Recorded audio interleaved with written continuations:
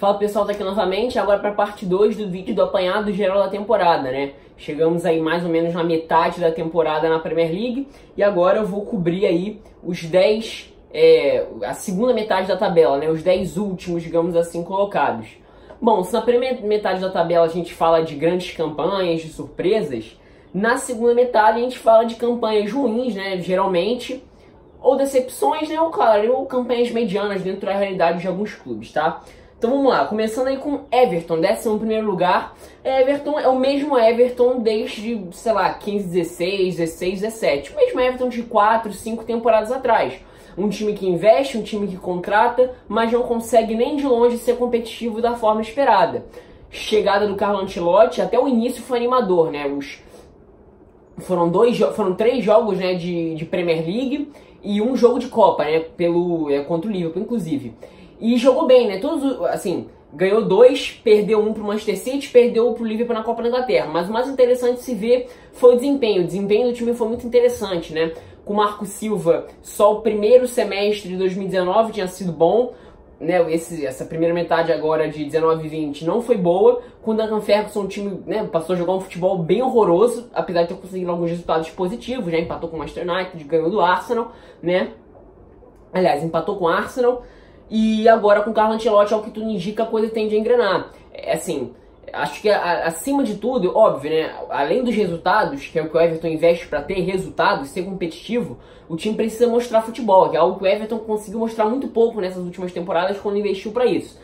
Com o Carlo Ancelotti, que é um técnico de um perfil um pouco diferente do que a gente vem vendo treinar o Everton, assim, a gente pensa em David Moyes, Roberto Martinez, né, Ronald Koeman, Marco Silva, né, teve um período ali com o Sam Allardyce também. Carlo Ancelotti é um cara de um patamar maior, para a história do futebol mundial mesmo.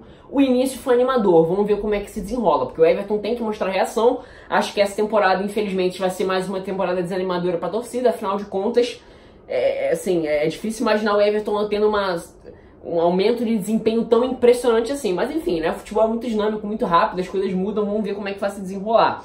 Né? Mas a diferença de nível de competitividade, de regularidade como estilo de jogo do Everton para times como, por exemplo, o Wolverhampton, o próprio Sheffield United em diversos momentos, né, ou Leicester, né, que já está tendo um patamar acima de times como o United, de Tottenham, por exemplo, é maior. Mas a perspectiva com o Carlo Ancelotti, pelo menos nesses jogos iniciais, foi interessante. Vou desenrolar um pouquinho mais sobre isso em vídeos específicos sobre o Everton, né, sinais bem claros de como deve jogar a equipe do Ancelotti.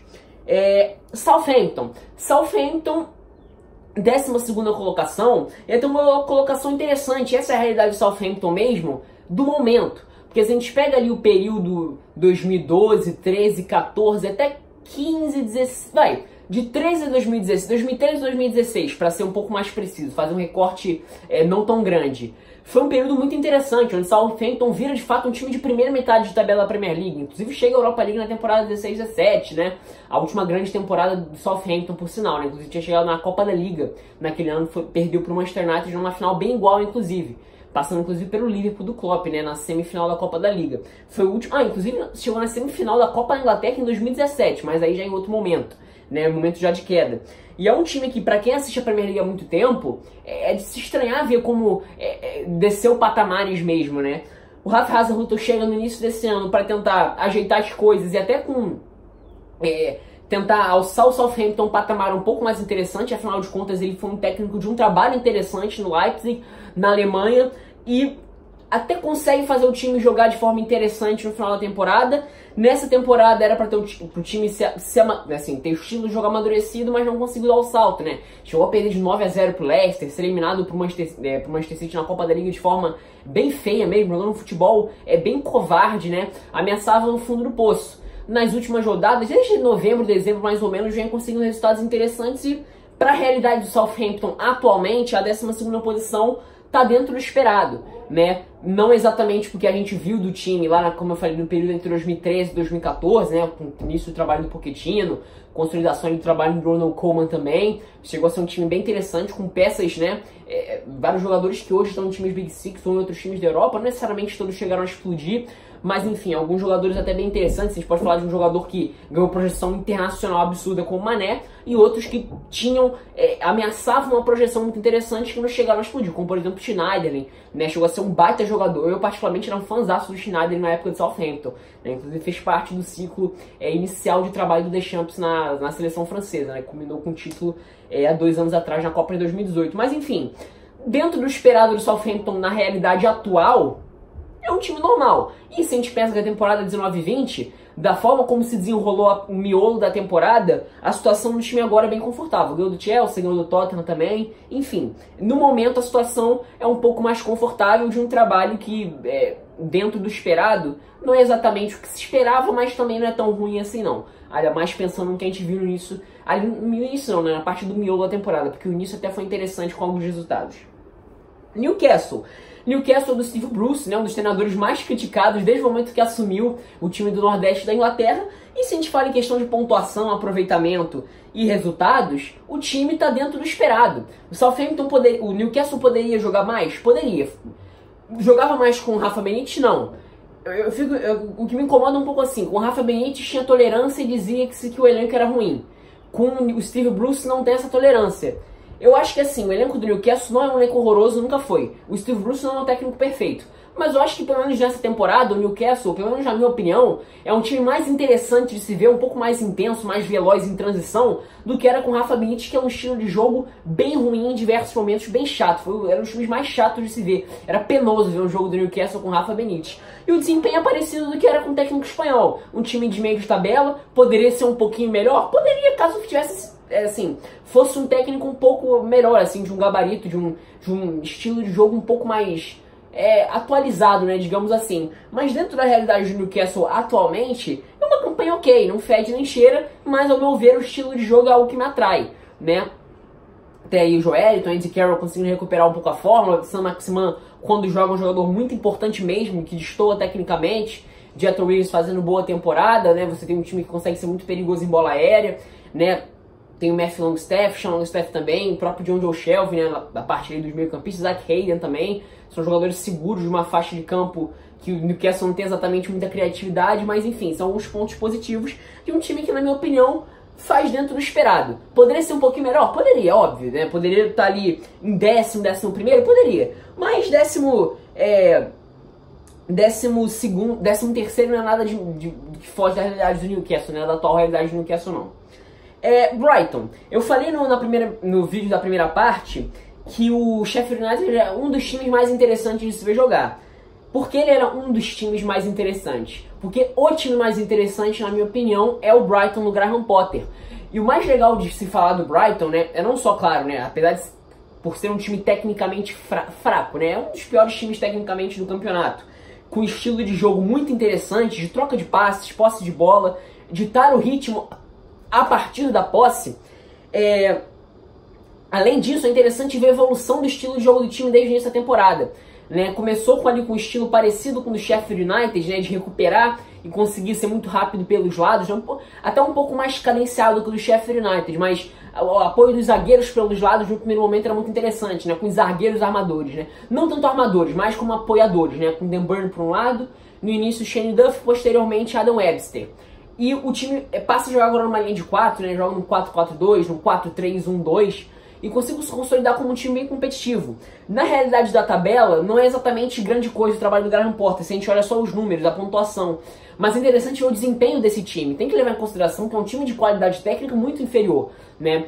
Se a gente pode falar de destaques individuais, a gente tem o Aaron Moy, né? Jogou no Huddersfield, é tipo um faz-tudo, né? Jogou de primeiro homem, jogou mais de segundo homem, mas um cara muito mais de iniciação de jogadas. No Brighton ele vira muito mais um cara de criação e inclusive de definição, dos principais nomes do Brighton na temporada. Você tem o Maupay, que até começou um pouco vacilante, mas se consolidou como um principal atacante da equipe, um cara que pode ser lançado, também tem muito boa qualidade técnica. Teve muito bom destaque do Brentford, inclusive, né, que vem sendo treinado pelo Dean Smith, né, que hoje está treinando o Aston Villa. É o Trossard, que é um jogador irregular também, mas nos bons jogos ele faz diferença técnica mesmo, um jogador que tem capacidade para acelerar. Né, você tem o Aaron Connor, né, que é um jovem atacante irlandês também de muita movimentação, né, peca um pouco às vezes não tomar algumas decisões erradas, mas é um jogador que pode ser até interessante para a realidade do Brighton para as próximas temporadas. Você tem o Alzate, né, colombiano barra inglês, que pode ser, começou jogando como um ala, mas numa segunda linha como meia pela direita contribui muito também, jogou por dentro do meio campo. Pascal Gross não faz exatamente uma grande temporada, mas é um jogador de boa qualidade técnica, próprio também. O Luiz Duncan, uma das referências da equipe, é um dos principais responsáveis, né?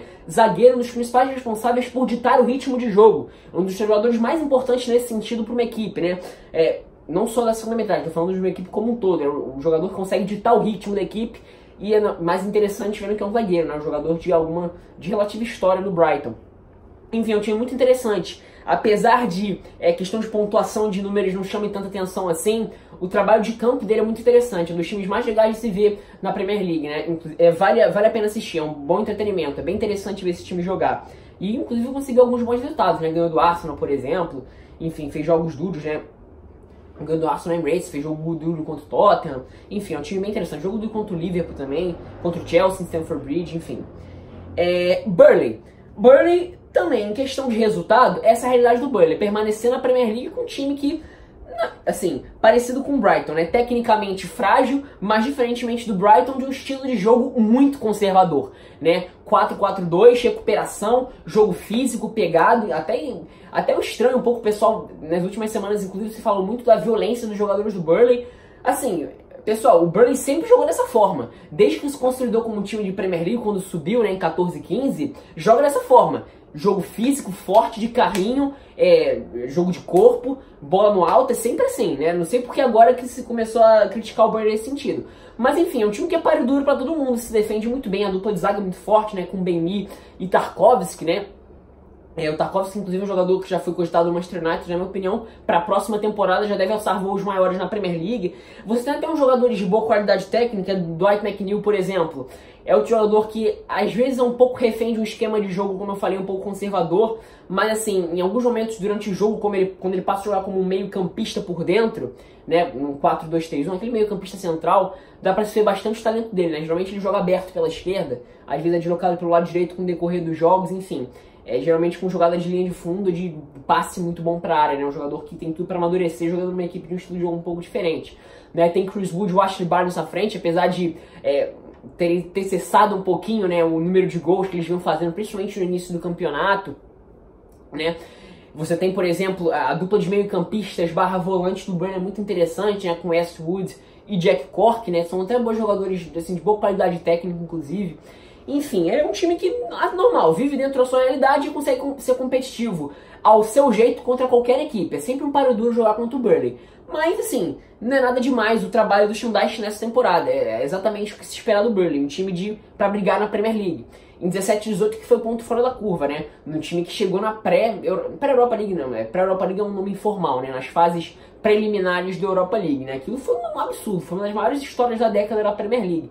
Né? E inclusive tem muito mérito do Sandash na temporada seguinte, né? Ele perde o Gudmundsson e o Roy Brady, né? Jogadores de muita qualidade pro passe mesmo, para as bolas longas, de pegar muito bem na bola, carregar muito bem a bola, foram essenciais nessa campanha absurda que o Burnley teve em 17-18, e teve mérito, né, de conseguir transformar o Jeff Hendrick num meio aberto pela direita, né, um meio campista barra volante para ser bem combativo, e de lançar o Dwight McNeil, né, fazer eles se tornarem uma das boas revelações do campeonato na temporada passada. Enfim, tem certo mérito, apesar de jogar um futebol um tanto quanto ultrapassado, né. O West Ham, outra grande decepção no campeonato há bastante temporada já, né? Desde a temporada 15-16, no ótimo trabalho do Slaven Bilic, né? Tendo no Payet uma das principais referências técnicas daquela equipe, um jogador de qualidade técnica bem superior mesmo. Até, né, foi pro Olympique de Marseille na temporada seguinte, até teve uns problemas lá de relacionamento com a diretoria. Se esperava um pouco mais do West Ham para sequência das temporadas, né? Mas acabou não dando certo, né? Uma série de treinadores, né? Saiu o Slaven Bilic, entrou o David Moyes, que agora voltou, né? Aí teve o trabalho lá com o Manuel Pellegrini, trabalho ridículo, né? O West Ham nunca conseguiu atingir um nível aceitável de regularidade, nem mesmo de desempenho, assim, de chegar a ser um time interessante de se ver como uma sequência de jogos. Teve bons jogos aqui e acolá, sim. Isso é fato, né? Todo time tem. Mas, assim, nem de longe. O West Ham não era pra estar aqui. O West Ham era um time pra brigar na primeira metade da tabela, brigar por vaga na Europa League. Porque investe pra isso. Tem ótimos jogadores. Você tem o Felipe Anderson, Sebastian Haller, que era um jogador que era cobiçado por outros clubes, no Eintracht Frankfurt, semifinalista da Europa League. Né? Você tem o Ayet muito bem contratado, Fornals contratado do Villarreal. Né? Você tem, assim, o Snodgrass, que é até um jogador que vinha de um patamar um pouco mais baixo, mas se mostrando os principais jogadores no período do miolo do campeonato. né? Você tem Declan Rice, né? Uma das maiores promessas do futebol inglês, baita volante, Mark Noble, que só vem crescendo de projeção mesmo, de nível mesmo, nível técnico, de confiança nos últimos anos na equipe, né? Você tem uma zaga muito sólida, assim, quando não se falha coletivamente, né, com o Balbuena e o Gbona, né, tem a opção do Diop também, né, o Reed foi um jogador que perdeu espaço nas últimas 3 temporadas, mas enfim, tem ótimas peças do West Ham. O lugar que o West Ham joga desde a temporada passada, porque quando o time passou a investir mais, assim, mais forte, digamos assim. Mas esse lugar da tabela é simplesmente ridículo. Esse não era pra estar aqui. É um absurdo que esse time esteja aqui. Trabalho novo do David Moyes, vamos ver como é que se desenrola. O primeiro jogo foi bem animador contra o Bournemouth, que é outra equipe que vive uma fase terrível. Hoje já perdeu pro Sheffield United novamente numa atuação fraquíssima. Até a ideia do jogo de hoje do David Moyes foi interessante, mas acabou não funcionando da forma esperada, né? Mas enfim, vamos ver como é que se desenrola. É um técnico que já passou por ali, teve uns bons trabalhos mais pro início da década no Everton, seria o sucessor do Sir Alex Ferguson no Manchester United, acabou dando certo. Segunda passagem dele para West Ham, não sei muito bem o que esperar, né? Acredito eu que o time deva terminar ali na faixa de meio de tabela mesmo, que é muito pouco porque esse time investe. Aston Villa. Aston Villa é outro time que, né, que, se a gente for fazer uma comparação com a temporada passada, a gente pode falar do Fulham, né? O Fulham 2.0. Contratou muita gente, contratou vários jogadores de calibre de Premier League para ficarem nas posições intermediárias da Premier League, em nenhum momento para brigar para não cair. Essa não é a realidade do Aston Villa. Mas é um time que é completamente inconstante, muito dependente do Jack Grealish. Chegou até no primeiro momento dar uma empolgada em alguns jogos, mas defensivamente é muito frágil, apesar de ter bons valores individuais, né? Os 3 zagueiros principais, né, do Aston Villa são bons zagueiros, né? Principalmente o Tyrone Mings, né? Outra das grandes projeções da Inglaterra para os próximos anos. Você tem o Konza, por exemplo, tem o Bjorn Engels, né, que chegou a fez uma boa dupla com o Tyrone Mings, mais no período do miolo do campeonato, mas assim, como conjunto é um time frágil defensivamente e ofensivamente era muito dependente do Jack Grealish. Aliás, ficou bastante dependente do Jack Grealish lá no período do, assim, finalzinho de meados de outubro, o time já estava bastante dependente do Jack Grealish. E outra coisa que me incomoda em relação ao Aston Villa é o fato dos bons momentos do time serem muito supervalorizados, pelo menos na minha opinião. Eu não consigo ver, pelo menos desde meados de outubro, o Aston Villa jogar um futebol satisfatório. Muito pelo contrário, um time inconstante, em alguns momentos com pouco repertório, com um brilho aqui e acolá, mas muito pouco porque esse time investiu e porque esse time em algum momento chegou a jogar a temporada passada com o Dean Smith. Enfim, vamos ver como é que isso vai se desenrolar. Elenco tem. Assim, elenco tem, e se a gente pensa nessa segunda metade da tabela, talvez tenha elenco ali para ser o melhor dessa segunda metade de tabela, né? Óbvio, excluindo West Ham e Everton, né? Talvez excluindo esses dois seja o melhor elenco, né? Falando puramente em jogadores que tem. Mas enfim, vamos ver como é que isso vai desenrolar isso aí. Eu acho que assim, como eu falei, tem elenco e o Dean Smith se mostrou um treinador muito competente, não só no Brentford, né? Na temporada passada, principalmente, apareceu mais, né? O trabalho dele ficou mais em evidência porque o Brentford jogou um futebol muito interessante, um elenco de qualidade técnica bem inferior, inclusive. Por isso que ele acabou indo ao Aston Villa, né? No meio da temporada passada na Championship. Mas enfim, vamos ver como é que está desenrolar. Eu ainda tenho esperança de que o Villa vai conseguir se colocar um pouquinho melhor, mas já é bem decepcionante a temporada porque se esperava muito mais. Bournemouth é um dos, digamos assim, coitados do campeonato. Não necessariamente em questão de investimento, é um time até que modesto, mas consegue fazer umas contratações bem interessantes. Eu gosto muito dos movimentos de mercado do Bournemouth. Se a gente pensa nos times mais, dos times menores assim da Premier League, e até em alguns times grandes, né, em times de mais investimento, as contratações que o Bournemouth faz são sempre bem interessantes, jogadores com bastante potencial. Acontece que nessa temporada são dos times que mais sofreu com lesão. Então, já por início da temporada até agora, né, tem a ausência do David Brooks, um dos principais aliás, um dos principais não, o principal armador da temporada passada, seja por dentro ou pelo lado, né? Você tem a chegada de alguns jovens que não exatamente renderam o esperado, como o Solanke, que chegou até no meio da temporada passada, né, janeiro do ano passado, e do Harry Wilson, que fez ótima temporada no Derby County. Harry Wilson jogou muita bola na temporada passada no Derby County, e a pouca bola que veio jogando no Bournemouth é realmente bem decepcionante para mim. Callum Wilson, um dos maiores jogadores é um pouco exagero, mas talvez tecnicamente um dos grandes jogadores da história do Bournemouth.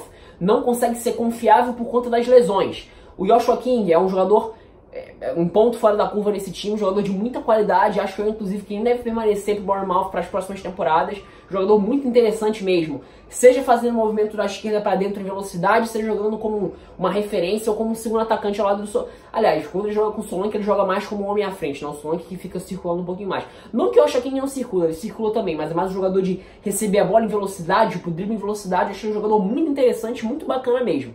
Enfim, é um dos pontos positivos nesse time. Ryan Fraser não consegue render o que rendeu na temporada passada. Você tem um Billing que teve impacto inicial muito interessante, mas não conseguiu manter uma constância de boas atuações. Lemar é um jogador que vive machucado. A própria parte defensiva, os principais zagueiros da equipe, tanto o Ake quanto o Steve Cook se machucaram.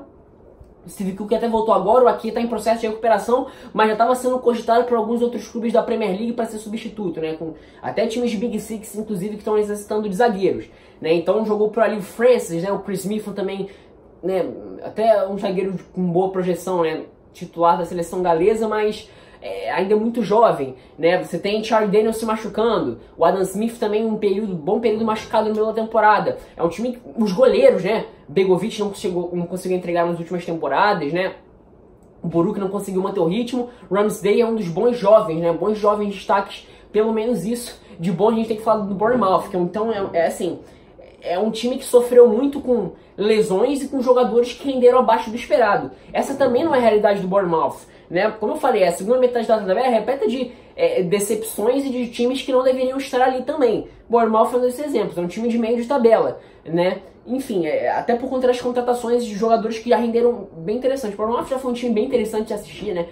Se defendendo muito bem, com as transições muito rápidas, enfim, vive uma realidade muito complicada. Mas assim, pode-se entender que talvez o trabalho do Ed Howe esteja um pouco saturado. Eu não acho que seja exatamente isso. Eu acho que isso é muito mais uma questão de baixo rendimento de jogadores, né, de alguns jogadores essenciais, e de lesões de jogadores também essenciais, principalmente da defesa e do principal armador do time, né, e do Fraser também, que foi muito importante na temporada passada. Era um dos ótimos jogadores do campeonato na temporada passada, né, ponteiro, muito participativo em assistências, em gols também, né, só não deu mais assistência que o Hazard na temporada passada, enfim, para vocês terem uma ideia. Então é isso, é um time que reúne lesões e jogadores que não conseguiam render o que vinham rendendo em outros momentos. É uma pena porque tem um time bem simpático assim na Premier League, pelo menos na minha opinião. Mas enfim, é difícil prever o que vai acontecer, né? Tem muito campeonato pela frente. O Watford é outro time que não era pra estar aqui. O Watford é um time de primeira metade de tabela.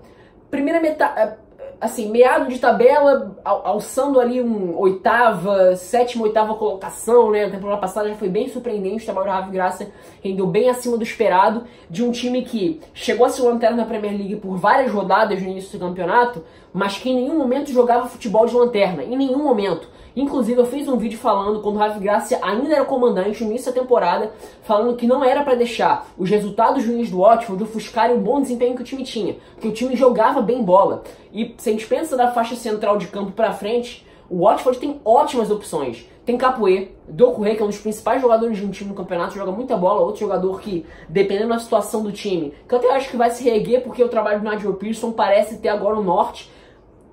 Assim, não deve alçar os voos que se esperavam no início da temporada.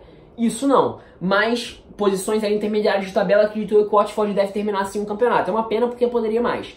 Mas enfim, retomando. Doucouré, que é um jogador que, ao meu ver, deve sair do Watford já para a próxima temporada. Um jogador cobiçado por equipes maiores. Então você tem Capoe, Doucouré, Deulofeu, Will Hughes, Roberto Pereira, Troy Deeney, Andre Gray, o Cleverley, né, quando, apesar de ser um jogador regular, atingiu um bom nível de futebol no início da temporada. Então você tem tem o Ismail Sarr, por exemplo, né, que até já chegou até inclusive jogar de camisa 9 nesse time, né? Quando tava sem Deeney e sem Andre Gray, pra vocês terem uma ideia, era um jogador mais de lado. Mas enfim, é um time que tem ótimos valores. Defensivamente é frágil, né? Contratou o Craig Dawson no início da temporada, não teve o impacto esperado, né? O jogador foi sacado do time, né? O desastre foi o time no início da temporada, né? Demitiu o Ravi Gracia, demitiu o Rick Sanchez Flores, teve interino por um tempo e agora tá com o Nigel Pearson. Enfim, é decepcionante porque eu esperava muito mais desse time. Óbvio, é um patamar abaixo de Wolverhampton, de Leicester, do que o West Ham e Everton são, né? O Everton e o West Ham deveriam ser. Sim, né? Já foi um ponto fora da curva a temporada passada. Mas enfim, poderia assim, tentar bater de frente. Se é aquele time para incomodar abaixo desses 4 que lutariam abaixo do Big Six. o início foi muito decepcionante, acho que até tem muito mais culpa da diretoria do que de fato de um trabalho técnico. O trabalho do Ravi Graça era bom, o time jogava bem, o time sabia propor jogo, tendo a posse de bola. Assista inclusive meu vídeo, é um dos vídeos lá de agosto, assim, das primeiras rodadas do campeonato, se não me engano, depois da 4ª rodada. Se não me engano, até foi depois de uma derrota pro West Ham do Pellegrini, 3-1 em casa. Eu fiz um vídeo falando sobre desempenho, onde o time jogou muita bola, criou muitas chances. Mas enfim, mais um dos times. Esse é um dos times caso, na minha opinião, é um dos casos de time vítima da diretoria. A projeção é essa, né? Continuar ali, deve agora subir no meio da tabela, porque elenco tem e é um trabalho que parece ali ficar consolidado. Que vai se consolidar. E Norwich. Norwich, assim, não dá pra dizer que tá exatamente uma decepção por conta do resultado, e nem que não se esperava exatamente isso do Norwich. Eu esperava que o Norwich fosse brigar para não cair. Eu não esperava que o Norwich fosse ficar tanto tempo na lanterna e inversamente parecer um time tão vulnerável. Ofensivamente, o Norwich sabe o que faz com a bola. O Norwich, quando tem que criar jogadas, é um time que demonstra um repertório, uma clareza maior que vários times da Premier League. Vários times, né? Ele demonstra mais clareza que o West Ham, que o próprio Burnley em diversos momentos, que o Aston Villa. Agora, na minha opinião, claro, o time sofreu com algumas lesões, principalmente defensivas, desde o início da temporada. Ofensivamente, até começou bem, né, com o Timo Pukki, né? Um dos destaques da temporada, chegou a ser o jogador no mês de agosto. Mas, assim, como um todo, me parece um time muito ingênuo para concluir jogadas em diversos momentos, né? Tem alguns bons valores, tem. O Todd Cantwell, né, chegou, tá se falando o nome dele do Tottenham e no Manchester United. Um jogador interessante, um meio atacante, pode jogar ao lado. Vem contribuindo bastante com gols, né? Inversamente também para fazer, jogando por dentro, né? Essas jogadas de inversão rapidamente, ele é muito importante para fazer essa bola girar. Você tem o Kenny McLean, que é um dos jogadores que se fala muito pouco no campeonato. É um dos bons destaques do Norte e, acima de tudo, um dos bons destaques da segunda metade da tabela, né? Ele se consolidou mais na Premier League como segundo homem, primeiro / segundo homem, né? Mais fazendo essa função em diversos momentos de iniciar jogadas contra a qualidade técnica. Mas ele chegou a ser escalado como meia central mais à frente, né? Se a gente pensar num 4-4-2, por exemplo, ele já, assim, em diversos momentos ele fazia esse embate individual com o Timo Pukki, né? Nesse 4-4-2. Chegou a jogar um bom futebol. Na minha opinião, um dos jogadores mais subvalorizados da segunda metade da tabela. Ele é bom jogador, né? É um daqueles casos, de novo, dependendo de como o Norte termina a temporada, eu acho muito complicado, né? Porque, como eu falei, parece ser um time muito ingênuo quando tem que definir, e defensivamente parece que às vezes sofre a questão técnica dos times que vai enfrentar na Premier League, né? É uma pena, porque é um time muito interessante. Mas enfim, voltando a falar do McLean, é um jogador que eu acho que o Norwich vai ser rebaixado. Posso morder minha língua daqui a 5 meses. Mas enfim, Kenny McLean é um dos jogadores, ele e o Todd Cantwell, até o próprio Timo Pukki, um dos jogadores que eu imagino na primeira divisão na próxima temporada, caso o Norwich seja rebaixado. Muito interessante o McLean, na minha opinião, o melhor jogador do Norwich, né? Muito bem nas recuperações, na iniciação de jogadas, na recuperação, ser combativo por dentro para rapidamente acionar os homens de frente, um jogador muito interessante mesmo. Mas enfim, eu não estou muito empolgado com o Norwich pro restante de temporada, não. É uma pena porque a temporada passada o Norwich foi um timaço. Era muito legal ver o Norwich jogar na temporada passada. Um time muito coeso. Não jogou melhor futebol como um todo, né? O Leeds do Bielsa, inclusive é líder da Championship. Outra ótima atração para se ver na segunda divisão inglesa é o Leeds do Bielsa. Mas enfim, voltando a falar do Norwich, é um time que é uma pena, né? Porque é um time muito simpático, um estilo de jogo muito interessante, mas que também, por conta de lesões e, assim, sofrendo tecnicamente, né? A Premier League é muito mais difícil que a Championship. Não só em questão de intensidade, como taticamente falando. E tecnicamente também. Então acho que é um time que, na minha opinião, parece às vezes meio ingênuo para definir as jogadas e parece que sofre tecnicamente com adversários que enfrenta. É uma pena, como eu falei, é um time simpático, de um trabalho muito interessante do Daniel Farke, e é uma pena que caminhe para ser rebaixado. Mas enfim, né, como é que é negócio? O futebol é muito dinâmico e tudo pode mudar muito rápido, né? Então é isso, pessoal. Terminamos aí nosso vídeo em 2 partes do apanhado geral da Premier League. Vídeo, né, parte 2, segunda metade da tabela. Comente aí suas opiniões aí embaixo, tá? Então é isso, espero que tenham gostado.